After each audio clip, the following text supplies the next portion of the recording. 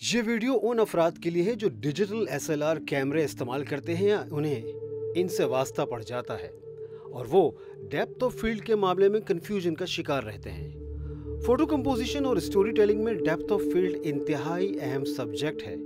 तो चलें जानते हैं कि ये क्या बला है। किसी भी कैमरे में यूं तो तमाम चीज़ें ही अहम होती हैं, लेकिन दो बुनियादी चीज़ों का ख्याल रखना सबसे ज़्यादा अहम है और अक्सर उन्हीं में गलती की जाती है। वो हैं शटर स्पीड और अपर्चर। शटर वो दरवाज़ा है जहाँ से रोशनी गुजरकर सेंसर पर तस्वीर की हालत में रिकॉर्ड होती है।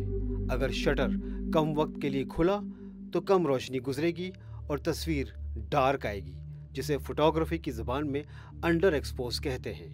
अगर ये शटर ज़्यादा देर के लिए खुला रहा तो ज़्यादा लाइट आएगी और तस्वीर ब्राइट यानी ज़्यादा रोशन आएगी, जिसे ओवर एक्सपोज कहा जाता है। मगर अपर्चर भी तो यही करता है। लेंस में मौजूद वो खिड़की जहां से रोशनी गुजरकर सेंसर तक पहुंचती है।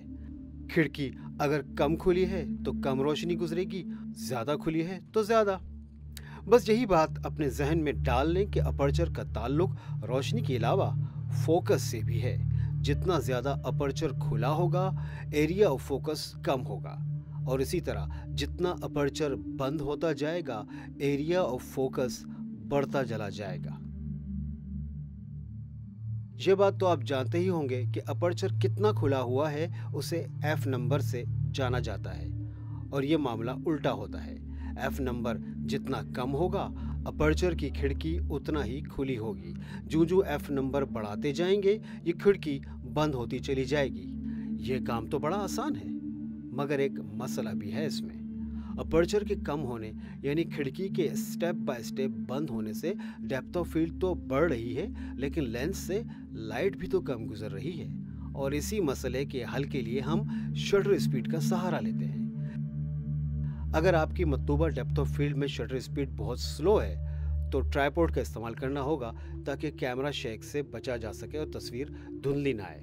ये था डेप्थ ऑफ फील्ड कंट्रोल करने का सादा और आसान तरीका।